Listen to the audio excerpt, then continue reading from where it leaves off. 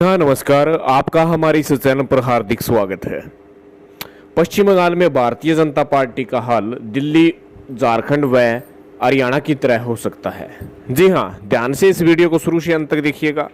अगर आपने हमारे इस चैनल को सब्सक्राइब नहीं किया तो अभी कर ले, क्योंकि सबसे पहले व सबसे सटीक जानकारी ही आपको इस चैनल पर दी जाती है।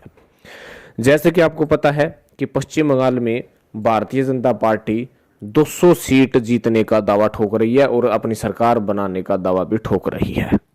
लेकिन आपको बता दें कि दिल्ली में भी ऐसे ही जो है ओवर कॉन्फिडेंस होकर भारतीय जनता पार्टी ने 40 सीट जीतने का दावा किया था, सरकार बनाने का दावा किया था, लेकिन वो दावा धरा का धरा रह गया। मात्र 7 सीट ही जो है दिल्ली में भाजपा जीती। उत्तराखंड में जिस प्रकार से 70 पार का नारा दे रहे थे, लेकिन वहां पर भी भाजपा हारी थी, और हरियाणा में भी 75 पार का नारा दे रही थी, लेकिन वहां पर भी मात्र 40 सीट ही जो है भारतीय जनता पार्टी जीत सकी थी। वो तो गठबंधन करके हरियाणा में सरकार बना ली, वरना अपने दम पर तो उन्होंने जो है 45 पार भी सीट प्राप्त नहीं कर पाई थी। आपको बता दें कि टीएमसी जो कि पिछले 10 सालों से पश्चिम बंगाल में सरकार बना रही है, और फिर से ये कह रही है कि हमारी सीटें 150 प्लस आने वाली है।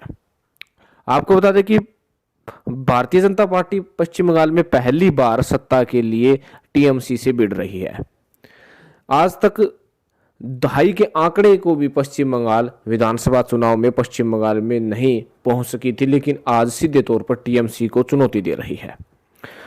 टीएमसी के प्रमुख रणनीतिकार पीके यानी प्रशांत किशोर ने साफ तौर पर कह दिया है कि अब की बार टीएमसी फिर से सरकार बना रही है, 150 प्लस सीटें फिर से प्राप्त कर रही है, और भारतीय जनता पार्टी 100 के आंकड़े को मुश्किल से पार करेगी। और ये भी कहा कि हालांकि भारतीय जनता पार्टी को कामयाबी हासिल पहली बार मिलेगी कि 100 के आसपास वो सीट प्राप्त कर लेगी।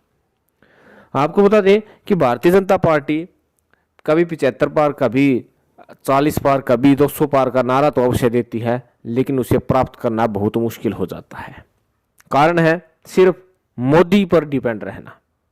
आपको पता है कि जब भी 2014 के बाद विधानसभा चुनाव हुए हैं, उसके बाद मोदी के नाम पर, मोदी के चेहरे पर ही भारतीय जनता पार्टी जो है वोट मांगती है, चाहे लोकसभा चुनाव हो चाहे विधानसभा चुनाव हो।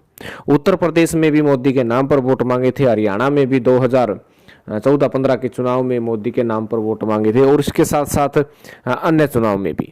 लेकिन धीरे धीरे स्थिति बदल रही है। जैसे ही 2019 के उपरांत विभिन्न राज्यों में चुनाव हो रहे हैं, वहां पर जो जीते जिताए राज्य को भी भाजपा खोती जा रही है। पश्चिम बंगाल के चुनाव का परिणाम वैसे तो 2 मई को जारी होगा, लेकिन जिस प्रकार से नेता चाहे भाजपा के हो चाहे टीएमसी के हो अपनी सरकार बनाने का दावा ठोक रहे हैं, कहीं ना कहीं लोग उनकी ओर भी देख रहे हैं। आपको क्या लगता है अब की बार पश्चिम बंगाल में किस पार्टी की सरकार बनेगी? जरूर कमेंट करके बताइएगा। अगर आपने हमारे इस चैनल को सब्सक्राइब नहीं किया तो अभी कर ले। धन्यवाद, जय हिंद।